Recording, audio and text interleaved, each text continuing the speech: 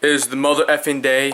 I have been trying to get filmed because I can't do it with them here, but I can finally do it today. My official revealment of my personal opinion, whether people care about it or not, I don't care. This is my personal opinion of how I have the MCU ranks from best to worst, or just my favorite in general. And here it is. I have now laid it all on the floor. Every single movie, at least from the so-called Infinity Saga. And this is how I'm all ranked. Number one, I think almost everyone will agree, or at least a lot of people will, is obviously Endgame. It is the grand finale, brings everything to an end. The Infinity Saga, Infinity Stones, Thanos, the entire war for the Infinity Stones, just everything, all the build-up, the hype for Thanos from the beginning, being hyped since the first Avenger movie, and coming to an end. You know, coming off a movie that he's coming off winning against the Avengers, and brings it to an end. And of course, he had to kill the mother effing, my favorite. Of course, they have to kill him off, and bring everything to an end. But the final fight scene, everyone coming back, bring all the dead heroes together at the very end.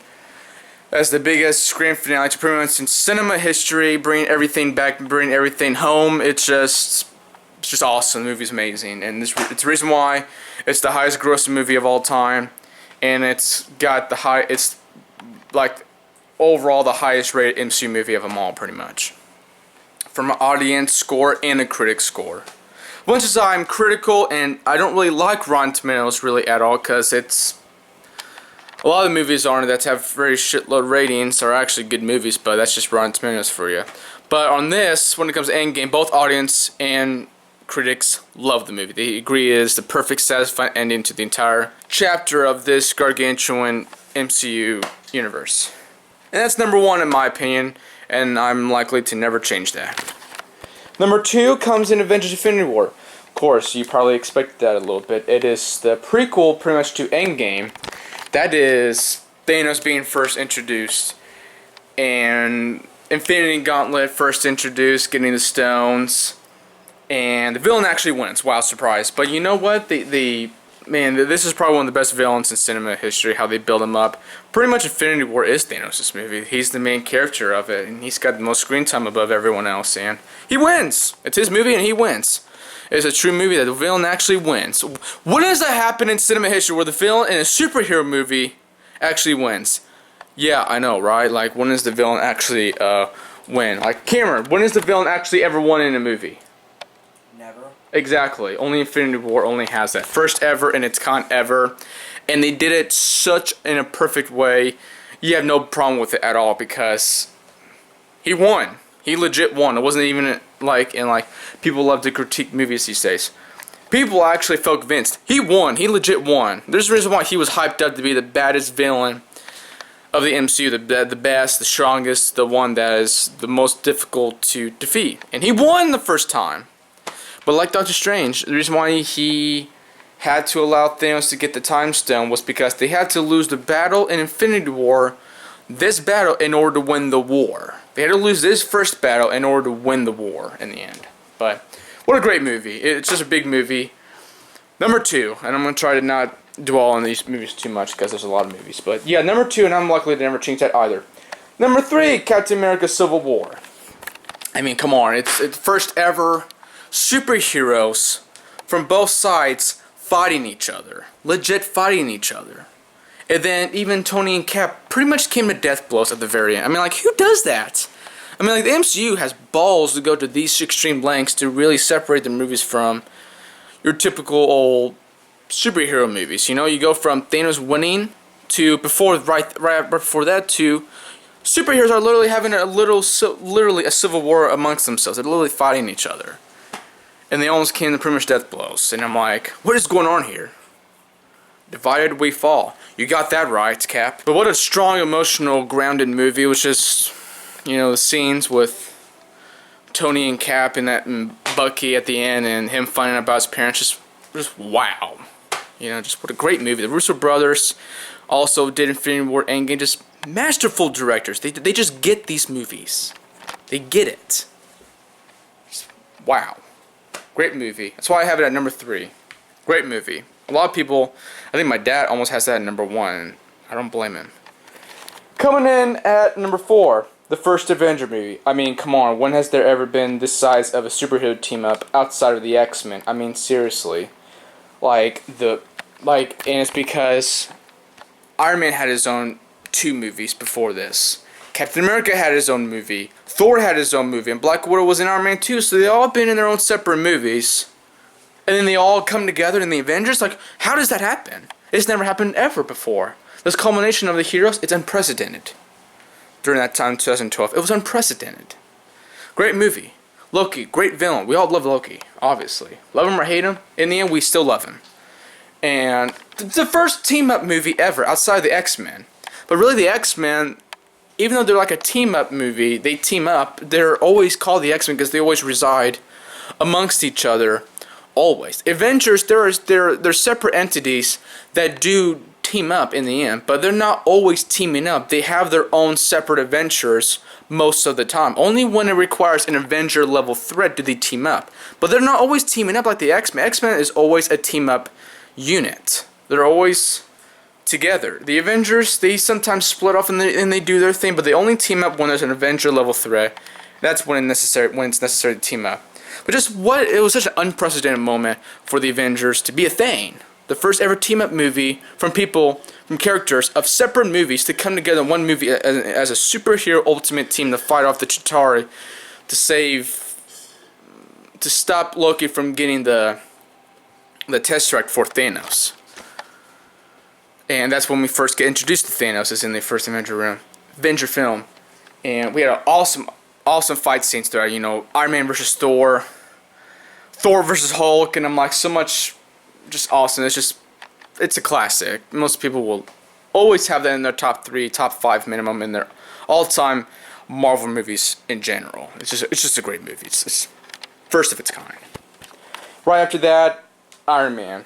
I mean, like, what more can I say? It's what started it all. It's the first Iron Man movie. It started it all. What a great movie, Robert Downey. Iron Man, there's nothing quite like it when an actor portraying as a character. They're so identical. They're so perfectly identical. It's just really the perfect way to start off the MCU. And people thought, why start with Iron Man? Why didn't you start with Spider-Man or Captain America? Like, likable, relatable characters. Iron Man is not the biggest fan-favorited character in the comics, and they're like, why start off with someone like him, much less with Robert Downey Jr., because during that time, he was having problems off film, where he was having a lot of problems during his personal life, with whether it was drinking or, you know, drugs or whatever, and he doesn't like talking about it, and I don't blame him, because he had it very rough early on. Like, John Favreau, they were like, why do you want him? In fact, if it wasn't Rob, it was definitely Tom Cruise they were actually was going to get for Iron Man. If it wasn't going to be Rob, the next person in line right after Rob was going to be Tom Cruise. What a difference would it have been had that worked out. We're so lucky that they still tried to make it work with Robert Downey, and it was such an unlikely event where this would work, and it was the perfect way to do it. It was such an unlikely thing, yet it was perfect. It was the only way they could have started off this MCU where people would really be engaged and want to watch more. Start off with the best hero of them all, Iron Man. Hands down, best. My personal favorite, hands down. But perfect way to start the MCU. Right after Iron Man 3. Most people probably won't agree with that, but like, it is the highest grossing Iron Man movie of the 3 of them. It did gross like 1.2 bill. That's pretty good for Iron Man 3 solo film, and right after Iron Man 1, it's Iron Man 3. I'm my next favorite Iron Man. It was definitely a darker Iron Man movie. Definitely the darkest of all the Iron Man movies. He has a lot of anxiety problems dealing with the events that happened in the first Avenger film with the aliens and supernatural beings coming to Earth, and he's like, I'm just a man that can. I'm just a regular human being that's got the intelligence to create an Iron Man suit. Meanwhile, here's space aliens slowly pouring through a hole in space and time, and they just keep coming. And he's like, that up there, that's the end game. And that's Age of Ultron. That's to be discussed later. I'm not gotten to that yet. But he had a lot of serious anxiety problems, and it was really messing with him throughout the entire movie. And then, say what you want about the villain, it may not be the greatest villain because the Mandarin turned out to be a fake, and it was that Aldrich Killian. instead of Travis Slattery. I'm an actor instead of him. But other than that, it's right after Iron Man 1, in my opinion. That's my next favorite MCU film so far of them all. And after Iron Man 3, Guardians of the Galaxy Vol.2. May not have as high as a score or as favored as others because people still think the first one's the better one. But me personally, just Vol.2 was so much more funnier, and his having Kurt Russell in it, that's always a win. I just love the Avenger in it. I mean, Baby Groot, that was Baby Yoda before Baby Yoda was Baby Groot. Let's all get that straight. Baby Groot was before Baby Yoda. So people are all hyped over Baby Yoda and why it's so adorable and it's such a lovable and colorful character. Baby Groot was before him. He was Baby Yoda before Baby Yoda was Baby Groot. I mean, you can't go wrong with that, obviously. It's too adorable, and I just love it. I love the references with Peter Quill, how he's always like, Cher, and then Gamora's like, I don't know what Cher's is! And he's like, that's why it would get 0 ratings! I love those pop culture references he talks about, like old-timey, you know, and I love that. That's why he's just so awesome as Peter, just so old school, and just love it. I love the movie, and that's why I have it so high, even above the first ones. Hate me or love me, I don't care. Volume 2, love it. It's way up there for me. Love the movie. Oh yeah, and love the soundtrack. Beautiful soundtrack. Right after that, ironically, is Thor Ragnarok.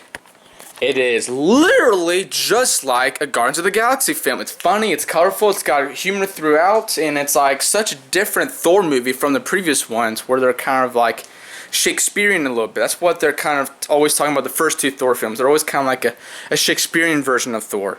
Meanwhile, in Thor Ragnarok, it's such a Guardians of the Galaxy version of Thor, and colorful, funny. I agree, it probably is the best of the Thor films. I just don't like that they had to have copied off of so much from the Guardians. Colorful soundtrack, colorful everything, funny, whatever. But still, I still love the movie. You still got good people. You got Kate Blanchett in it, playing as Hela. Odin dies, that's sad, and Loki, he redeems himself and he becomes a hero at the very end, but just the back and forth between the two is just awesome. Jeff Goldblum's in it, awesome. He's just a funny and unique actor that always acts different. He's always acting all philosophical and everything, but you like that about him because he's different. Taika Waititi took a lot out of James Gunn's playbook and making this almost exactly Guardians 2.5 or whatever in a Thor movie. But that's why I have it so high, because it's awesome still. Taika Waititi, love you. Guardians of the Galaxy Volume 1. You're probably why I don't have it so high, and well, because Volume 2 Thor is before that, because I just like them just sliver better. Literally, Galaxy Volume 1, still a great movie, still love it. It's such a hair under those 2 movies, just a hair. I still love it. It's still a great movie. I love it. It's the first of its kind, and you can't go wrong with it. Great soundtrack. James Gunn, first introduction of the Guardians movies. You see Peter Quill and Yondu. Oh yeah, speaking of Yondu, I forgot to mention, it was also sad to see him die in Volume 2. Yeah.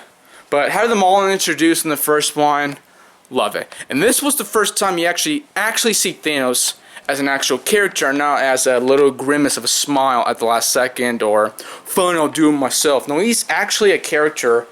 It is like a cameo. But he does have a moment in the movie where he talks to Ronan. We actually finally see him for the first time as an actual character, sitting atop of his levitating rock-like chair. So that's always a plus, and great movie. And Groot, how can you not love Groot? And just great movie, introduction of it all. First of its kind, you're like, this is whoa. People did not see this coming. This was such a first of its kind, so unprecedented. Once again, yet it works. Drax, you love the literary man. Just nothing goes over my head. My reflexes are too fast. I would catch it. People would be like, if you either don't get it or you get it so much where he's such a lovable character, and we do, and it's just awesome. It's like the comedic version of the Avengers. That's always how I kind of saw the Guardians of the Galaxy, like the hilarious version. If the Avengers were comedic, that's what the Guardians of the Galaxy are. Right after Guardians is Doctor Strange. First movie that has anything to do with wizardry. And speaking of wizardry, it's just like a little bit like Harry Potter, minus the wands. Exploring the multiverse, wizardry and the magic, and you know what, just to be honest, what it really comes down to, Benedict Cumberbatch, great actor. He was pretty much perfect for the role. A lot like Robert Downey, they really embodied their characters. Unlike Rob, Chris Evans, and Hemsworth, he is one of the newer characters introduced into the MCU, but you know what, man? He is so awesome. Cumberbatch, he might be my new favorite going into the future MCU now that Cap's gone. Thor won't be in it as much anymore, even though he still has a fourth Thor movie coming. But Cap and Tony, they're done, gone. So I think Doctor Strange might retain as my now new favorite now. He's just awesome, you know, just the scenes with Tilda Swinton as the Ancient One. It's just awesome, you know, you can't go wrong with it, and it's different. The special effects in it is so unique, how it bends reality, and how it's just awesome. It's such a different movie. The special effects in it, hands down, one of the best I've ever seen. Great movie, and I really look forward to the sequel to Doctor Strange. I love him as Doctor Strange. He was so awesome in Infinity War. That really hurt me when he died. That was really sad. Because he's just so awesome. He's already now my new favorite now. He's just so awesome. And I look forward to him being in the MCU for the foreseeable future. And just awesome movie. Love it. Right to Doctor Strange, we got Captain America: Winter Soldier. People really love that movie. Incredibly high score overall. It is really good. It's the first movie that the Russo brothers have directed in the entire MCU. Sequel to the first Cap, and it's during the present time where trying to deal with today's world, since he's from the 40s, from World War II for crying out loud. And the guy was born in around almost World War I, and he got taken away from his regular life during World War II, and him trying to cope with today's world, and then Hydra coming from nowhere, literally within S.H.I.E.L.D., and they're a lot like the Nazis or Germans just trying to take over the world, and having those big the Air Force ships that were floating from the First Avenger film, and they had like more in this new Cap movie, and there's like 3 more that were even more advanced than the original one in the first Avenger movie, and special effects always pinpoint. Bringing back Bucky as the Winter Soldier, big balls on the MCU, because evidently he is one of the most known characters in the MCU that normally dies from the first events in the first Cap movie. Usually he actually ends up dying. He never ever comes back. He's a lot like Uncle Ben. Usually he's one of the very, very few characters that actually do stay dead. He doesn't ever get resurrected in any kind of way. But he does, and they bring him back as Winter Soldier. And, bro, my favorite part of the entire movie has got to be the fight scene when what makes me also love that movie a lot, I love it when there's like the fights when Cap, well, first of all, he wears, in his opinion, in my opinion, both agree, that's his best suit. The navy blue, the star, it's the navy blue uniform that he wears. It's and minus the shield being colorful. The shield was also navy blue to match his uniform. I agree with Chris Evans. My favorite, hands down, it was like a stealth mode, but it was just so.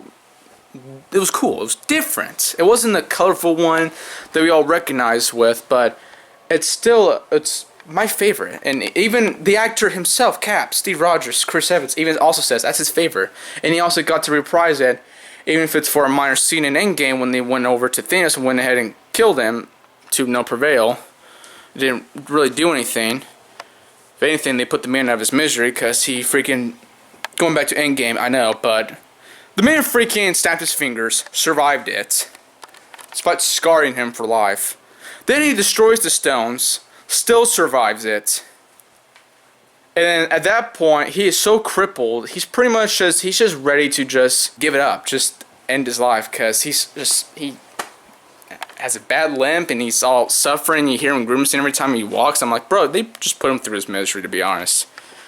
And man, that's something else to say, that he managed to snap his fingers and destroy the stones back to microscopic form and still survive and live to tell the tale. I mean, wow, that's scary. But Cap, Steve Rogers got to wear that same navy blue costume just when they went back to the Gardens, what they're calling it. He only got to wear it for that one brief time during the movie, but That's because he wanted to wear it again, and the directors were cool with it, because they directed Winter Soldier. They loved it. I love it. Favorite costume. And the fight scene, I'm going to go back to Winter Soldier. When he fights the Winter Soldier, I love it that he's not even in his costume. He's just wearing regular clothes. A regular blue shirt, blue jacket, khaki pants, and he, with the shield, that's all he's got against Bucky. And I love that he's just wearing normal clothes. He's not always having to suit up every time he fights. And most of this movie, when he's fighting, he's not even in a costume. I love that. It brings such a much more realistic feel to the character and to the movie. Much more grounded, much more realistic, but in the right kind of ways, in the right proportions. The Russo brothers managed to pull off. And man, that fight scene with him and Bucky when they're in the street and they're when Bucky went to punch him, Cap blocked it and had that bell sound. Awesome. And then man, that fight scene was intense. Like all those death blows, Bucky almost landed. Like those were like, man, Steve just missed it by the skin of his teeth every single time, and without his suit managed to still outduel Bucky, because he doesn't need a suit to beat Cap. And I just love it that they point that out, that he doesn't have to always wear a suit to beat Cap. He's Cap just truly as himself. You know, he's like, you know, he doesn't always need a suit. And I just thought that was cool. Just awesome movie. First movies the Russo brothers directed. Masterpiece. And we're finally doing another Avenger movie, Age of Ultron. I know there's a big gap between the First Avenger to Age of Ultron. I'll agree, probably the weakest of the Avenger movies, but I still love it a lot. I still like it a lot. The introduction to Vision with the Mind Stone, and Wanda and Quicksilver, despite his time in the MCU being very brief and minor, he dies in the first movie he's introduced. Wanda's introduced with her power, and Vision, and introduces them into the MCU. They fight Ultron because Tony, still dealing with his anxiety, felt like he needs to create Ultron, especially when Wanda gives him that vision of what his anxiety is. Aliens coming back, but even in a bigger front, and bringing even more next time, and they won't be able to hold him off. And that's when he feels so obsessed to use the Mind Stone when he can to create Ultron. That unfortunately obviously leads to his demise. And that's when the famous line comes. That up there, that's the end game. How do you guys plan on being that? Together. We'll lose. And we'll do that together too. He perfectly mocked Cap in Endgame of that very famous same line that is so perfectly is connected from that, which was in 2015, to Endgame that's in 2019, and perfectly brought that back when Tony was having to deal with them losing to Thanos, and he brought that back to Cap, and him not trusting him and not forgiving him of him not telling him about his parents is still very writhing within Tony very deeply. It was the last movie Joss Whedon would direct. He did the first Avenger film, and he did Age of Ultron, and he's never directed a MCU movie ever since. They were ballsy to go with the Russo brothers, but agreeable, it was the right choice to go with them instead of Joss Whedon, because the Russo brothers, instead of Joss Whedon, brings a much more serious note to the MCU movies. That's why Winter Soldier was so grounded but so perfectly made. Civil War so perfectly grounded but still well made. And then they're able to pull off Infinity War and Endgame back to back. That's what the Russo brothers took over after Joss Whedon. But this is when Hulk leaves, and the minor relationship status that was was between Natasha and Bruce that was very, very brief, to say none the least. And it was like one movie they really explored that relationship, and that was about it. Yeah, it wasn't really much. But other than that, it is definitely the weakest, but still a good movie. I still enjoy it. Because of Tony's anxiety and the Wanda that did that vision that made Tony's reality come to real life of his anxiety came to life. Felt so obsessed to create Ultron, and it was, very bad on his part, clearly. But still enjoyed it. I don't care what people say about it. It's still enjoyable. I still like it. Ultron was a one-off character. Yeah, what's new? Coming in after Age of Ultron is the first Captain America, the first Avenger. I almost want to probably replace those two movies. I think I almost might side with the first Cap over Age of Ultron, but I think in the end I still would put the first Cap behind Age of Ultron. Don't get me wrong, it's still a good movie. It's the only time period movie of it all. It's during the World War II time when he first becomes Cap, gets introduced, gets that super soldier serum put inside him, done the correct way, because they've tried to replicate that and it was to no prevail. And it had bad side effects, but with Steve, they perfected it and they did it right. Peggy in it, his true love, and you get to explore Steve's early life with her, and it was really heartbreaking toward the end after he managed to defeat Red Skull, he was a pretty good villain. Like, wasn't like he was great or anything, but this was the first movie that we were actually introduced to any of the Infinity Stones, and that was the Tesseract. And that's what the Red Skull character wanted to replicate his army based off of. He was a lot like Hitler, but actually had supernatural weapons at his disposal, while Hitler wanted to have something like that because he wanted to take over the world, but Red Skull just did it at a much more better rate. Whatever. Still a bad guy in the end, obviously. That's why when they said Heil Hydra, instead of Heil Hitler, it was Heil Hydra, because Hydra is kind of like another form of the Nazis or of the Germans, and that's why the only thing that separated them was obviously because they were controlled by Schmidt, who was obviously Red Skull, who had the power of the Tesseract to weaponize them to help take over the world. And that's what led to Cap trying to sacrifice himself, which he did, but fortunately didn't die in the doing so in the action of doing that, because his super soldier serum managed to preserve him throughout this entire time. I know I'm kind of rambling. Just good movie, but it's still not. It's still good. Just not one of my favorites. That's just my opinion. Right after first Cap, Black Panther. A lot of people put this in their top 5. I don't, and I'm not racist. Don't get me wrong. I love it. T'Challa's still a really good character. Chadwick Boseman, Michael B. Jordan, everyone in that movie did real good. I don't know why people keep saying Killmonger's like one of the greatest villains in the entire MCU. He's really good. I wouldn't say he's on the Loki or Thanos level. Those two separate themselves by a country mile. In fact, a universal country mile against Killmonger. He's still a good villain. It was cool seeing them have them introducing Wakanda, the Black Panther Society. It was really neat. It really brought like another alien. It felt like we were on a different planet. It felt like it's an entirely different, isolated part of the world that's separate from the rest of the world. From all these years, when a meteorite that was made of vibranium and allowed them to separate themselves from this world from a force field that hid them from the rest of the world. But it's still a really good movie. I love the technology. I love the characters. It's still a really good movie. I enjoy it. I still love it. I just like those other previous movies more. But it's not me being... I loved him in Infinity War.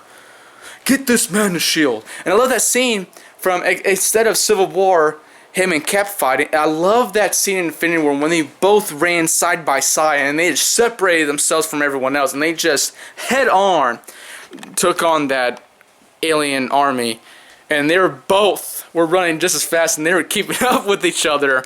And I was like, oh my god. And Cap and T'Challa, too effing awesome. That was too cool. That was a poster worth having. It's still a great movie. You know, what's awesome about it? It is the first ever movie to be nominated for Best Picture. First of the entire MCU. Endgame better get that. Endgame better get as much nominations as it deserves, because it's the finale to it all. But Black Panther, first ever movie to be nominated for Best Picture. That's awesome, but I definitely felt like movies like the First Avengers or Captain America Civil War, they should have been nominated for Best Picture before Black Panther. Why is Black Panther the first one? I think the people that judge and rate these movies and get nominated, the people that's behind the scenes doing the nominations, I think they don't want to be considered racist, so they give Black Panther Best Picture because they feel like if they don't give it Best Picture like all the other movies, they're going to be called racist, so they got to give them nods of getting nominated. I still appreciate and love that they got that much nods because it is such a different MCU movie, and Ryan Coogler pretty sure that's his name, did an amazing job. And he did the first Creed movie with Michael B. Jordan in both movies. Great movie. I love it a lot more than the second Creed movie because it wasn't done by Ryan Coogler. But he did Black Panther, a great movie, and gonna make a sequel. Definitely look forward to it. Great movie, great characters. Look forward to it. They were awesome, and they were very heavily involved in Infinity War, and having that big fight scene in Infinity War and on lands of Wakanda. Great way to end the movie of the final fight scene. Great. That's all I can say about that. First Ant-Man. Yes, I have this for above the second one. We'll get to that in a quick moment with the second Ant-Man. I'm going to try to kind of speed this up a little bit because now we're starting to get into the area of where the movies I enjoy, but I don't love and think they're great movies. Ant-Man, I still love it a lot. It's the first Ant-Man installment having Michael Douglas in it, Paul Rudd, Evangeline Lilly. Still love it a lot. I love the references of, my dad definitely loves the moment when they bring up the one of my dad's favorite all-time bands, one of his all-time favorite songs I forgot what it's called, but it's from The Cure, and had his favorite song on it when they were in that briefcase and they were fighting. And he's like, "I'm gonna disintegrate you." And then Siri was like, "Playing Disintegration" by The Cure, and I had played the very first song of the album. Of course, my dad loves that song because he plays it a lot on his radio, and he was like, "Oh my gosh, can't believe they have that song in there." Or at least I was like that, and he was probably just happy enough that they even had it in the movie at all. But I just thought the humor in it was great. Paul Rudd, freaking awesome as, I've already forgotten the name. It's going to be on the screen, but you know his name. There's so many characters to keep up with. I can't remember everyone's name, but as Ant-Man and Michael Douglas in it, they're just great in it. And the shrinking ability, all of this stuff, it's all a first of its kind. Again, unprecedented. Like, the special effects of how he shrinks and enlarges and how they make everything from small look big and big look small, and how they have those little discs that would make things look small or large, and then when he enters the quantum realm, just all of that is awesome. It's different, and it brings another element to the MCU that we've never seen before. Director was awesome. The movie was awesome. Loved it a lot more than the sequel. That's all I gotta say about that. Iron Man 2. I like it, don't love it. It's definitely the weakest of Iron Man movies, but it's not like it's saying that it's bad. Still a good movie. You have Mickey Rourke in it. He's a great actor. He's been there, done that, obviously. Jon Favreau returns as directing Iron Man 2. Didn't direct Iron Man 3, but did do 1 and 2. That movie is it's good, yeah. It's not one of my favorites. It's the only movie that we really see Tony collapse and really show his comic book side of where he has like the demon in the bottle, where it's like he can have his drunk side just as good as anyone, and because he thought he was dying because the infection of having the Iron Man suit was accelerating the condition of his condition of what was entering his heart. And when he was wearing the suit, accelerated his condition, and how he was infected by the palladium. It kept increasing throughout the movie, and that's why he gave Pepper the title of CEO of Stark Industries, and started giving away his stuff, and had that big party, and got super drunk, and it was depressing, and it was dark. It was not fun seeing my favorite go through those kind of times, and I stepped on something sharp. It's whatever, it's Iron Man 2 was the very early stages of the MCU. Let's cut it a break. It's still a good movie, but I don't love it as much as I do the others, but Whiplash was cool. It's still a good movie. Showed a sign of, Tony that we've never seen throughout the entire MCU. That was different, so I'll give it that at least. Spider-Man Far From Home. Definitely thought it was better than the first Spider-Man movie. The director, how it was written, it was still good, but just it being post-Endgame, it's hard to love the movies like I used to. The hype, how much you look forward to. I knew they'd have a lot of Tony references, so I'm like, I'll still go and watch it. Still enjoyed it, definitely better than the first one, but Jake Gyllenhaal, however you say his last name, was good in it as Mysterio. the first ever fake villain. You know, I guess you can say the Mandarin was the first fake villain. But he truly was a fake villain because he didn't have any no superpowers. He just had like a special effects team to make him look all intimidating. And he's like, yeah, that's an Avengers level threat. I mean, who is this guy? What a fake. And he's like, oh, good guy, nice guy in the very beginning. And he makes a sacrifice and play to save Peter and Earth 1.5, whatever, from a different film like the multiverse. Still, it's a good movie. Just don't love it as the others. I think the Spider-Man movies are the weakest of the MCU. That's just my opinion. Just my opinion. Thor: The Dark World. I think most people will probably agree having it this low. Actually, people think it's not low enough. Thor: The Dark World. People think it's the worst movie of the entire MCU, along with the only Hulk solo movie. Give it a break. Cut it out. I'm tired of people always like, don't want to mention Dark World, got off a movie. We don't say it on this channel or else you're kicked off. And I'm like, why do people, if it ain't love a movie, you hate it? I'm like, it's still a good movie.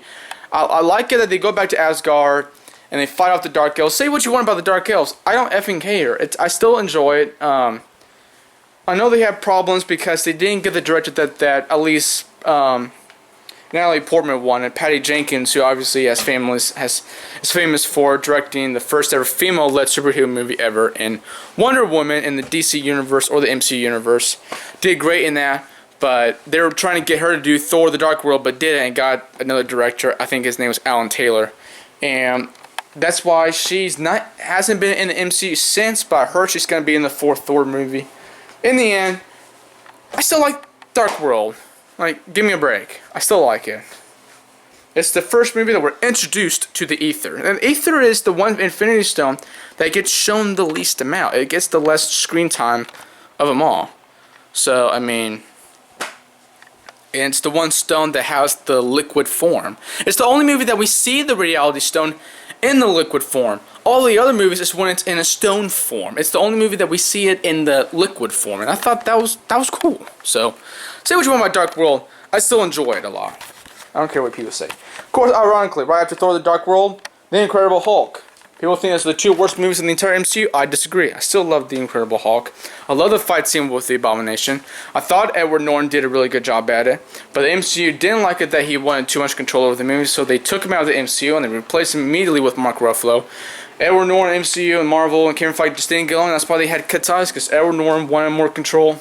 Marvel wouldn't allow it, because they're like, we know what we're doing. Edward Norton's just like, well, I would like to still have my say-so in some stuff, and that's a bad part. Edward Norton, he should have just...